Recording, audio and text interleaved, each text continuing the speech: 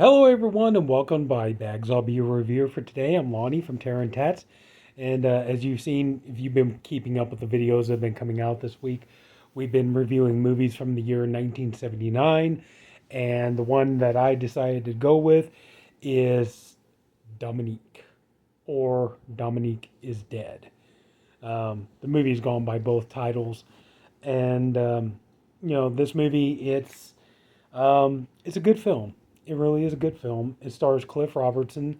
Um, you know, I think we're all going to remember him now as Uncle Ben from Spider-Man. And just in case, if anybody's curious, no, in this movie, his character does not say, "With great power comes great responsibility." That doesn't happen in this movie. But you have Cliff Robertson. He stars as David Ballard, and he's a businessman, and he's running this business. And his wife, Dominique, played by Gene Simmons. Is it Gene Simmons? Um, yes, Gene Simmons, and not Kiss Gene Simmons. Okay, Gene Simmons, who played Kirk Douglas's wife in Spartacus. Um, so that would that would have been interesting if it was Gene Simmons from Kiss. No, different Gene Simmons. Um, but anyways, so he's married to her, and basically she has a lot of money. She comes from a very wealthy family. So and David is this businessman, and his to keep his business afloat, he needs to either prove that his wife is insane, or get her to die one way or another, so that he could get a hold of her money, and then this way he could keep his business from falling apart. So he's pulling these little stunts, like it turns out that Dominique had a bad fall, and because of it, she's kind of physically and emotionally fragile, and so but he starts playing these little tricks on her. He's moving things around. He's making her like remember things in different ways, and stuff like this, just kind of toying with her to get her to question her own sanity. And she she knows that he's doing it, but she can't prove it, and just more and more she's being driven insane. And at one point, they're trying to have a dinner party with David's half sister, played by Jenny Agutter from American Werewolf in London, Child's Play 2, stuff like that. And Judy Geeson is in this movie as well. Judy Geeson, you remember from I think it's in Seminoid, Rob Zombie's movies 31 and Lords of Salem. And so at one point Judy Geeson's character is like, I can't find my brooch, and then they go into the bedroom to find it, and then come to find out, like it had been put in a place where it wasn't before, but the idea is to make Dominique think that she took the brooch and put it on her dress, just things like this. And then finally it gets to the point where we get to this scene here where Dominique has pretty much just had it, and she goes into the I think they call it atrium, and where they have like the plants, kind of a greenhouse, and she goes in there and she hangs herself. And so she's gone. They have the funeral. It's kind of stipulated in her will that her will not be read until the 31st, on Halloween, October 31st. And so David is, he's happy that Dominique is dead. He's like, okay, I can get her money. I just got to wait because everything's going to be willed over to me anyway. And before Dominique has killed herself, they hired this new chauffeur named Tony. And at one point, she goes to Tony and asks Tony to help her because she thinks that David is plotting against her, but Tony refuses. Um, but she's killed herself, and they bury her. So he's waiting, for so they can read the will to get the money, so he can get her money. And he starts noticing some strange things, like in the middle of the night. Well, before Dominique killed herself, like one of her favorite I don't know, hobby, I guess you could call it. Like it was a way to kind of keep herself calm. She loved to play the piano. So, like David would be trying to sleep at night and he would hear the sound of a piano playing. So he would go down and, he would see the piano is playing by itself. Um, Things are going weird, He starts hearing things and seeing things. He keeps seeing Dominique coming out of coming out of the greenhouse, the atrium, and walking towards him, and so just all kinds of creepy things. Um, he finds out that they call him to the cemetery to find out that that a tombstone with his name on it has been placed right next to hers, and then it says born, it has the born and death date on there.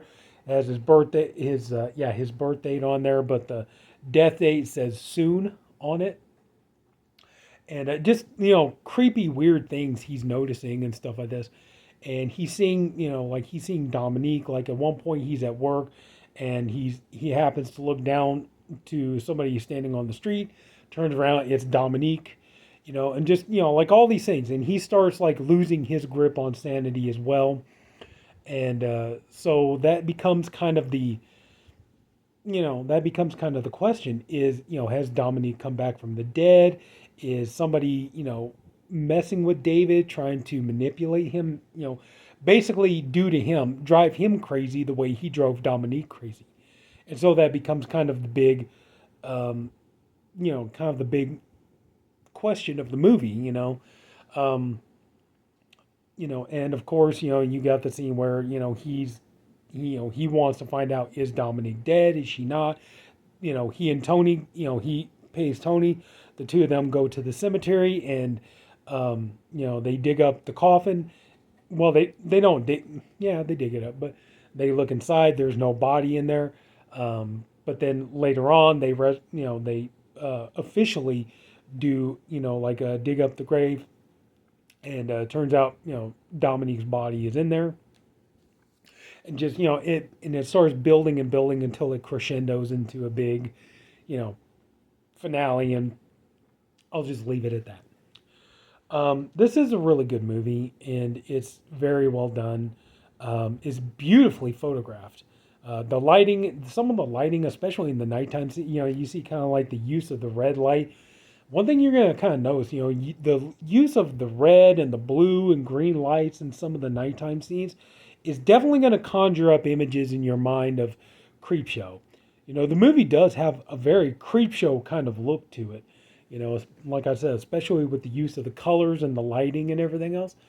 Um, the one thing I will say about this movie, though, is while it is a good movie, and I do recommend it, if you like, the thing is this movie is not particularly original. It's not really unique. It's got some good, parts to it and everything else.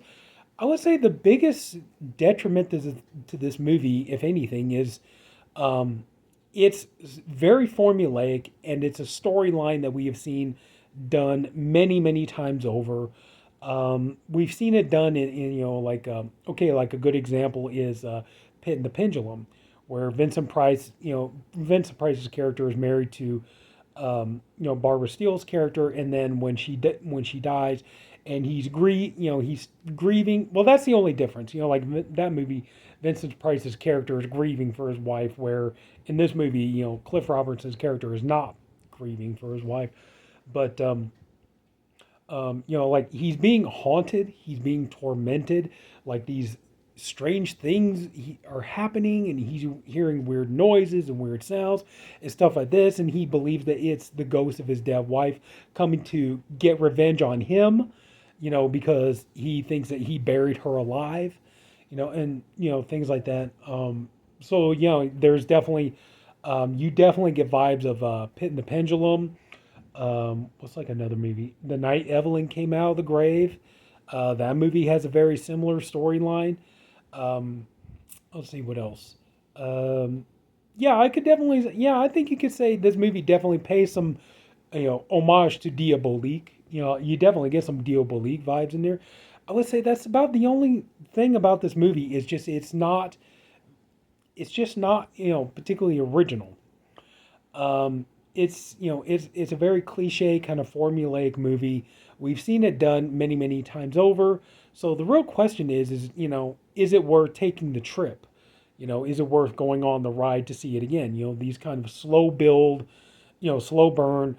Like I said, just everything kind of building and building, trying to get up to that, getting up to that big climax and stuff like that.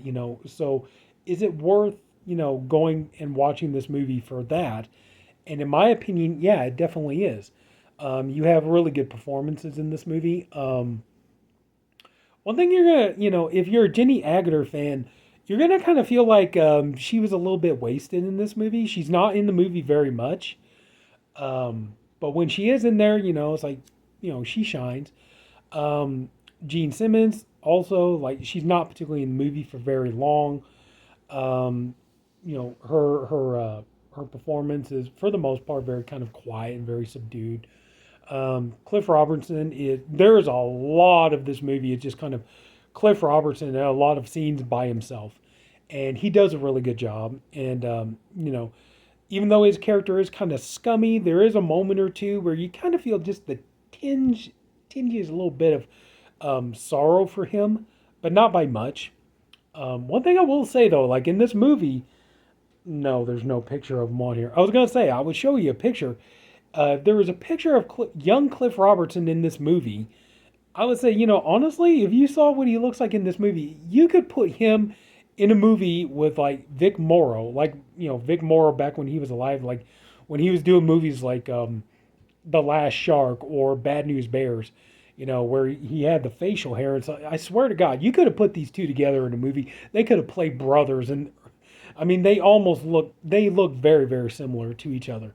Um, but yeah, Cliff Robertson does a really great job. Um, Simon Ward as Tony, he does a really good job. Um, yeah, the performances in the movie are good. The story is, that's one thing I will say. Even if the story is formulaic, and like I've said, we've seen this, this kind of story, we've seen this kind of movie done before many times. It's not completely original, but the story is intriguing enough, and there is enough. Um, you feel like there's enough of a story and there's enough of high stakes to kind of keep you invested into it, and the characters are interesting to follow. And so honestly, in all honesty, I would have to say, yeah, this movie is worth the watch. Just kind of go with it. Take the trip and everything else. It's well done. It's not, even though the movie is it's a slow burn, it's a slow build. It's not boring. It doesn't drag or anything like that. It keeps you engaged. And but just like I said, I mean, just that's one thing. Just like it, we've seen this movie done many times before. We've seen this kind of storyline done, but it's done quite well. And but just like I said, yeah, when you watch this movie, you're going to be thinking of movies like Diabolique, or possibly, like I said, The Night Evelyn Came Out of the Grave, or what was the other one? Pit and the Pendulum, things like that. You're going to be thinking about those kind of storylines because this movie definitely follows that. If you're, if you really want to know, like, is there any gore? No, this is a very bloodless movie. No blood, no gore, none of that kind of stuff.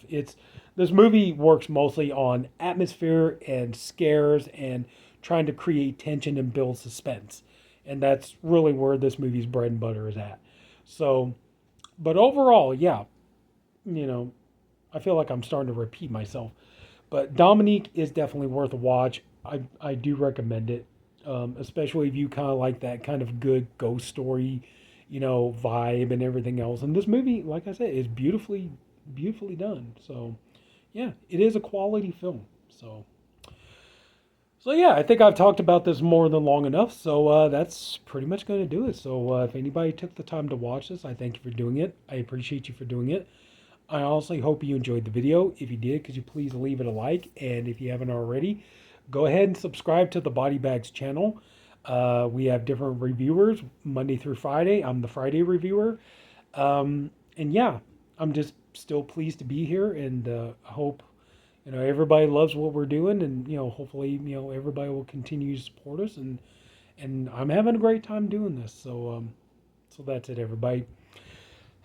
Take care. Have a good night. I'll see you all later.